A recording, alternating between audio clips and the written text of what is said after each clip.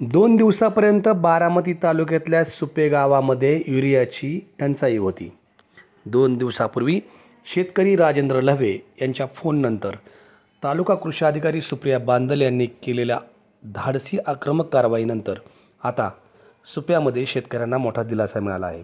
बारामती तालुक्यातील सुपे खरं तर एक मोठी बाजारपेठ, कारण सुप्याच्या आजूबाजूची दुष्काळी गावे बाजारासाठी सुप्यालाच येतात.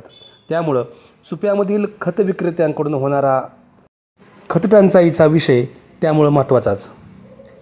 सुप्याच्या या बाजारपेठेत 2 दिवसापूर्वी सुप्रिया बांदल यांनी केलेल्या कारवाईनंतर 400 पोती युरिया वितरित करावा लागला आणि त्यानंतर आता 2000हून अधिक पिशव्या सुप्यामध्ये उपलब्ध झाल्यानंतर आज सकाळपासून शेतकऱ्यांची अशी गर्दी झाली आहे. अर्थात ही गर्दी झाली असली तरी बारामती तालुक्यात सध्या तरी शेतकऱ्यांनी चिंता करण्याचं कारण नाही, असं आवाहन तालुका कृषी अधिकारी सुप्रिया बांदल यांनी केलं आहे. तालुक्यामध्ये 3000 मेट्रिक टन म्हणजेच 60,000 युरियाच्या पिशव्या उपलब्ध आहेत, असं त्यांचं म्हणणं आहे. एक सगळ्यात महत्त्वाची गोष्ट अशी की आताही आम्ही कृषी विभागाकडं, वरिष्ठांकडं व कंपन्यांकडं या संदर्भात मागणी केलेली आहे. बारामतीला अतिरिक्त युरियाचा पुरवठा करावा यासाठी आम्ही पाठपुरावा करत आहोत, असंही सुप्रिया बांदल यांनी सांगितलेलं आहे.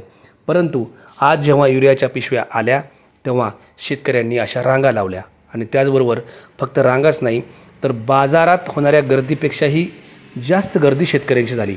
खरं तर यावरून लक्षात यावं की युरियाची किती गरज शेतकऱ्याला आहे किंवा खतांची किती गरज शेतकऱ्यांना आहे. शेतकरी म्हणतात कांदा पिकाची लागण करायची ठरलं की दुकानदार म्हणतात आमच्याकडं संबंधित खत उपलब्ध नाही. ऊसाची लागण करायचं म्हटलं की बागायती भागात विक्रेते म्हणतात हे खत आमच्याकडे उपलब्ध नाही. जर तुम्हाला युरिया पाहिजे असेल तर त्याच्याबरोबर हे लिक्विड खत घ्यावं लागेल किंवा इतर दुय्यम खत की जे शेतकऱ्यांना नको आहे असं शेतकऱ्यांच्या माथी मारलं जातं. गेल्या अनेक वर्षापासून हा प्रकार सुरू आहे. परंतु कधीतरी संतापाचा कडलोट होतोही आणि आता सुप्यामध्ये असंच झालं.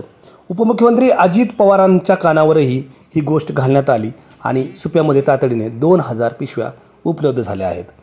एक महत्त्वाची गोष्ट अशी की शेतकरी जर आग्रहाकाने मागू लागला आणि कृषी सरकारी अधिकारी जर तशा स्वरूपाचे तत्पर असतील तर काय घडू शकतं हे उदाहरण सुप्यामध्ये घडलं आहे. पण हे प्रत्येक तालुक्यात घडलं पाहिजे. प्रत्येक तालुक्यामधील शेतकरी जागा झाला पाहिजे आणि अधिकारी सच्चा आणि सचोटीचा असला पाहिजे.